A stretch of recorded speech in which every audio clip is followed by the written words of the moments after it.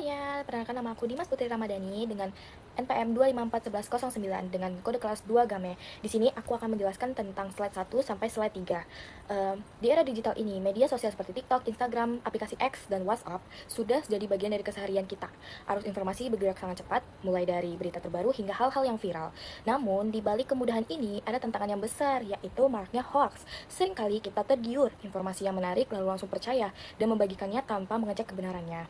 Fenomena ini membuktikan bahwa menjadi pengguna internet bukan cuma soal mahir pakai gadget, tapi juga tentang bagaimana kita bersikap bijak dan tanggung jawab.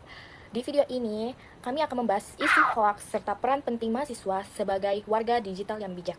Apa itu kewarganegaraan digital?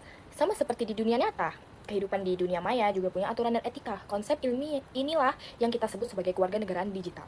Sederhananya, kewarganegaraan digital adalah cara kita bersikap dan berinteraksi saat menggunakan internet. Kita memang punya hak untuk bebas berpendapat dan mengakses informasi. Namun, hak tersebut harus selalu diimbangi dengan kewajiban. Kebebasan berinteraksi bukan alasan untuk menghina orang lain, menyebarkan ujaran kebencian, atau membagikan berita bohong.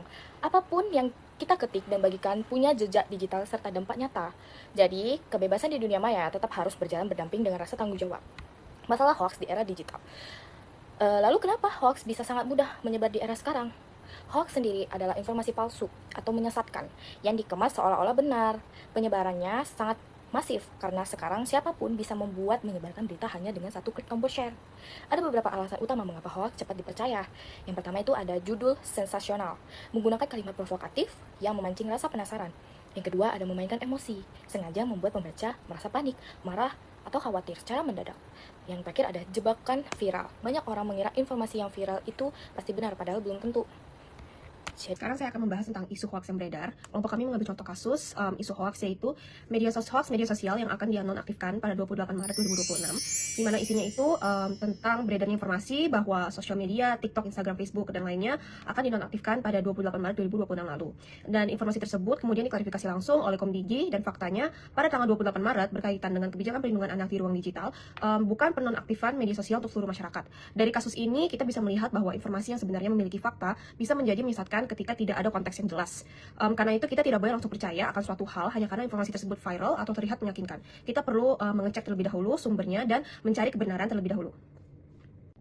Setelah melihat contoh kasus tadi, kita bisa memahami bahwa hoax bukan hanya sekedar informasi salah, tetapi juga memberikan dampak yang cukup besar bagi masyarakat sekitar. Di mana yang pertama, itu bisa menimbulkan kepanikan, di mana misalnya seseorang mempercayai bahwa semua media sosial akan dinonaktifkan, maka orang tersebut pastinya akan terasa lebih panik, padahal informasi tersebut belum tentu benar.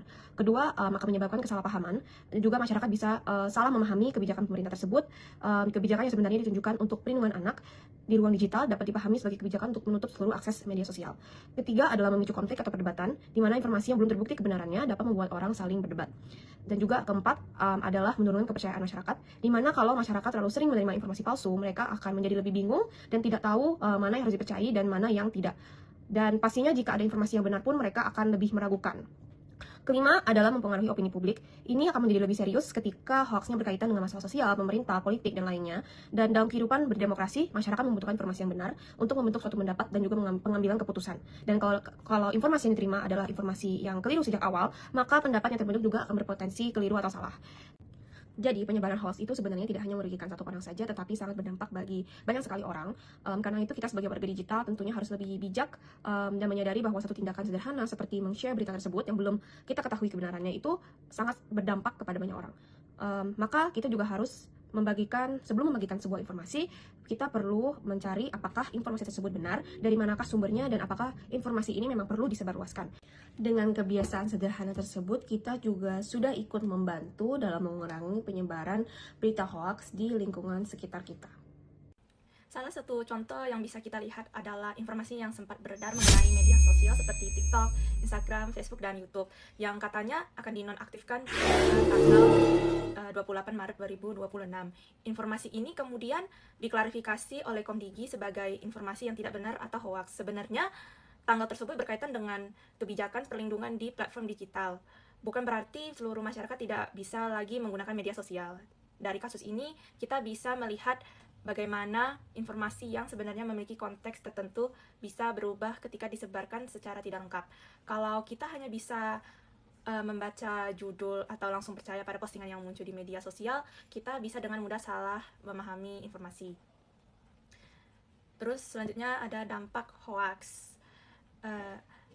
Mungkin ada yang berpikir kan cuma salah informasi, tapi sebenarnya dampak hoax bisa lebih besar dari itu. Hoax bisa membuat masyarakat panik, salah paham, bahkan bisa memicu konflik, apalagi kalau informasi tersebut berkaitan dengan isu yang sensitif. Selain itu, kalau masyarakat terlalu sering menerima informasi palsu, lama-kelamaan mereka bisa bingung sama mana informasi yang benar dan mana yang tidak. Dalam kehidupan demokrasi juga sama, masyarakat membutuhkan informasi yang benar untuk membentuk pendapat dan mengambil keputusan. Kalau informasi yang diterima sudah salah dari awal, pendapat atau keputusan yang diambil juga bisa ikut terpengaruh.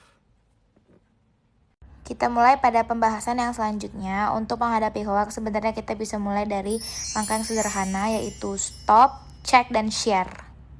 Pertama yaitu stop, jangan langsung percaya atau panik ketika melihat informasi yang mengejutkan. Yang kedua yaitu cek, dimana kita coba cek sumbernya dari mana, kapan informasi tersebut dibuat, dan apakah ada sumber terpercaya lain yang membahas hal yang sama. Yang terakhir, yang ketiga itu share. Kalau sudah jelas dan terbukti benar, baru kita bisa membagikannya, guys. Intinya jangan sampai kita menjadi salah satu orang yang ikut menyebarkan hoax hanya karena tidak sempat mengecek informasi tersebut. Lalu kita juga memiliki solusi di mana masalah hoax itu tentunya tidak bisa diselesaikan hanya oleh satu pihak saja. Nah, masyarakat juga perlu meningkatkan kebiasaan untuk mengecek informasi sebelum menyebarkannya.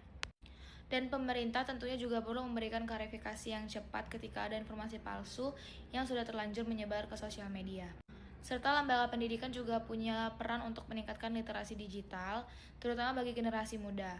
Sementara itu, platform media sosial juga perlu membantu mengurangi penyebaran konten yang menyesatkan. Tapi pada akhirnya semuanya juga kembali kepada diri kita sendiri, guys. Karena setiap pengguna media sosial memiliki tanggung jawab terhadap apa yang mereka bagikan.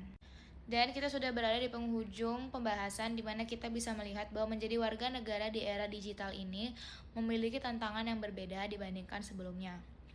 Karena sekarang kita tidak hanya perlu bertanggung jawab dalam kehidupan sehari-hari, tetapi juga kita harus bertanggung jawab di ruang digital kita sendiri.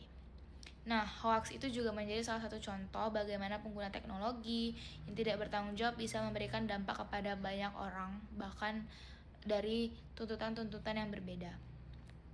Serta sebagai mahasiswa kita perlu mulai membiasakan diri untuk lebih kritis dan menjaga etika ketika berinteraksi di media sosial.